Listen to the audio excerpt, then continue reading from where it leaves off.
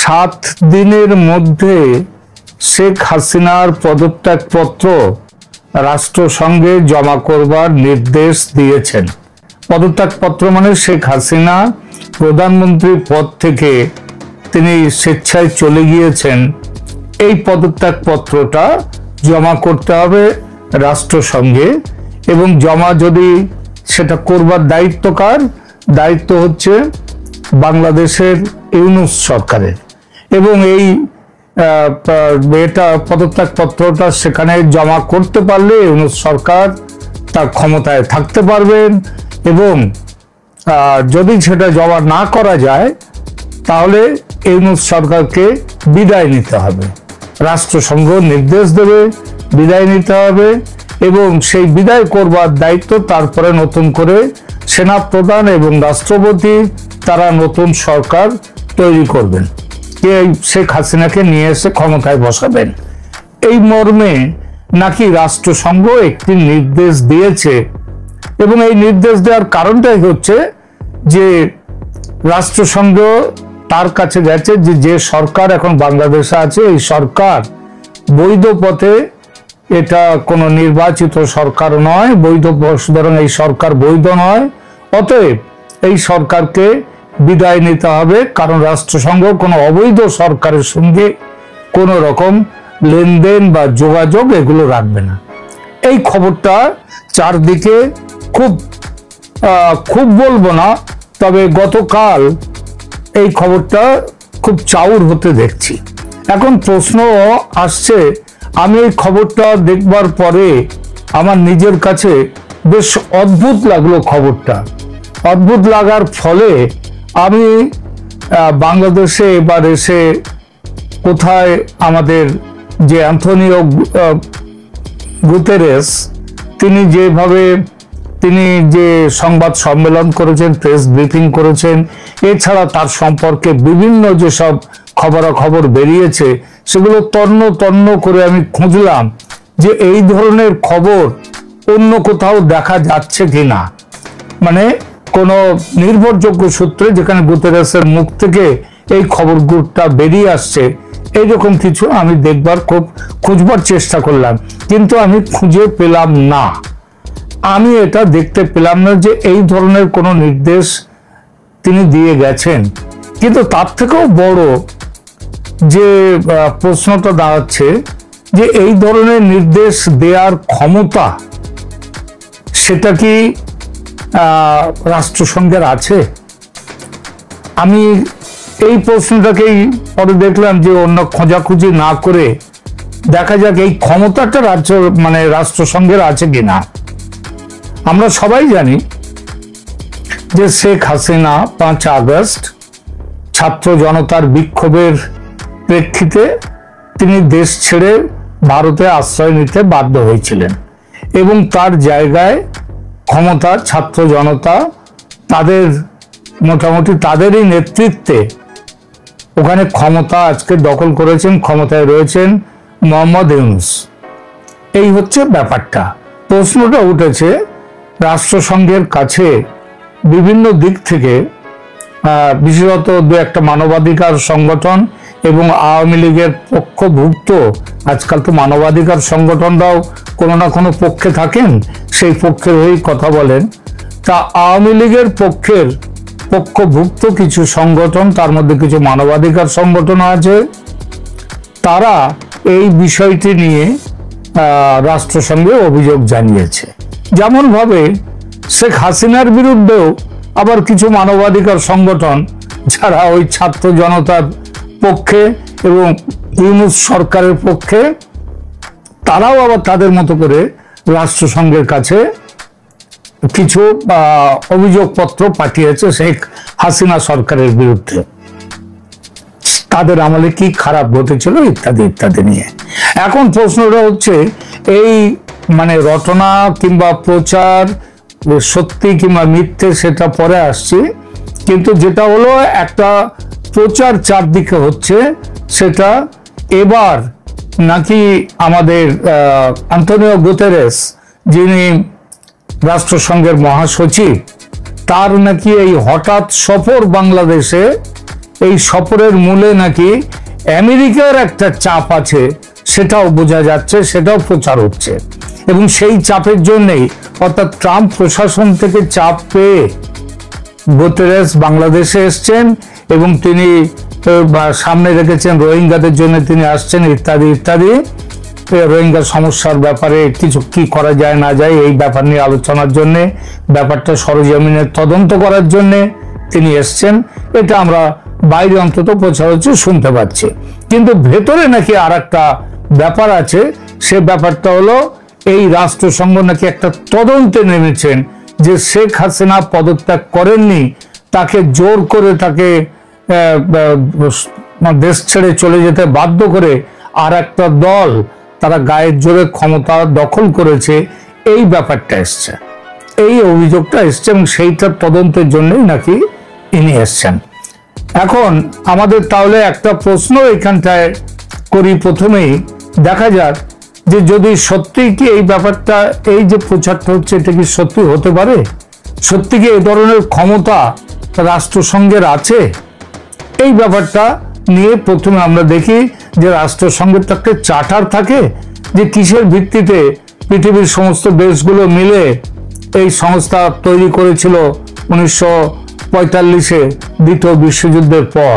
তার আগে যদিও ছিল লিগ অফ নেশনস ছিল, সেইটা লিগ অফ নেশনসটা ছিল কিন্তু এত বড় ছিল না। সেই লিগ অফ নেশনসটাই পরিবর্তিত হয়ে রাষ্ট্রসংঘের ভূমিকা নিয়েছে, রাষ্ট্রসংঘ তৈরি হয়েছে। তাহলে প্রথমে দেখা যাক সত্যি সত্যি রাষ্ট্রসংঘের এই ধরনের ব্যবস্থা নেয়ার কোনো ক্ষমতা রাষ্ট্রসংঘের আছে কিনা, সেই ব্যাপারটা একটু আমরা দেখি। তাহলে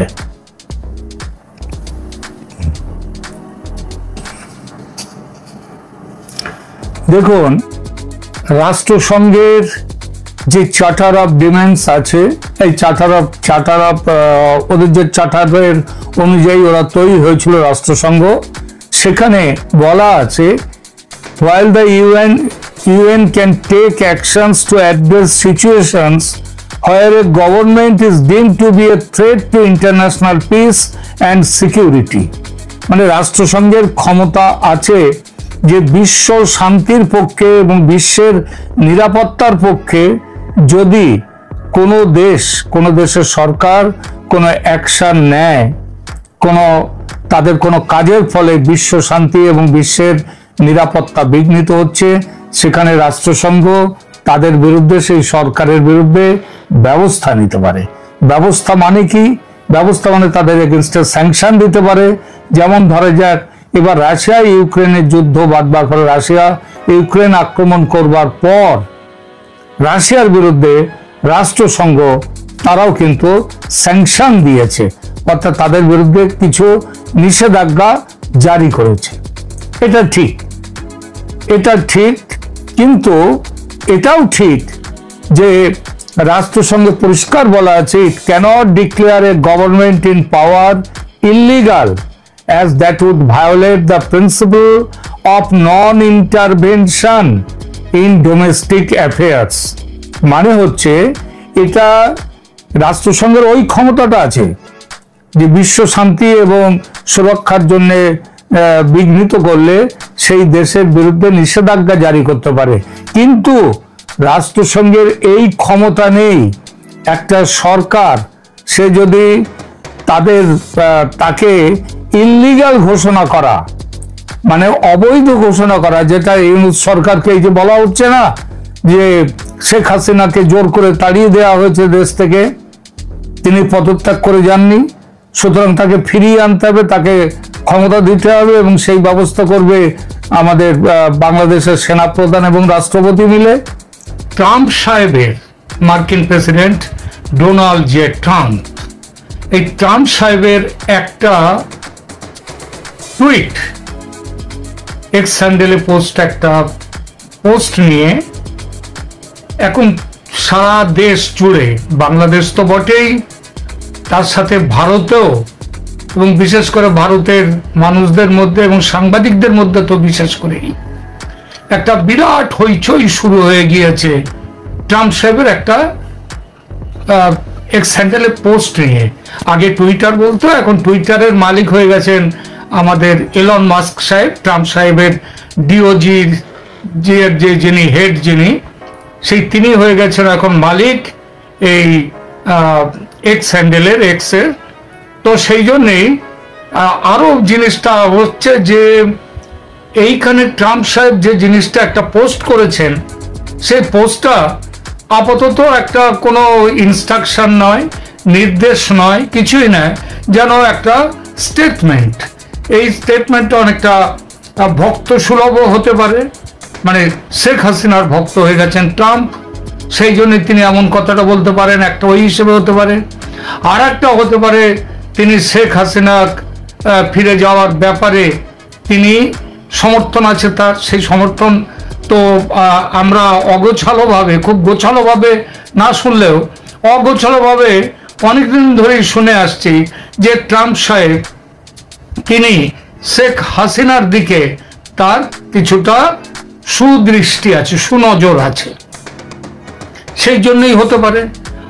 কিন্তু কথাটা হলো কি, কথাটা পোস্ট আগে মানে তিনি যে শেয়ারটি করেছেন, যে পোস্টটি ওখানে দিয়েছেন, সেইটি নিয়ে একটু বলি। সেখানে তিনি বলেছেন Sheikh Hasina coming back as Bangladesh PM.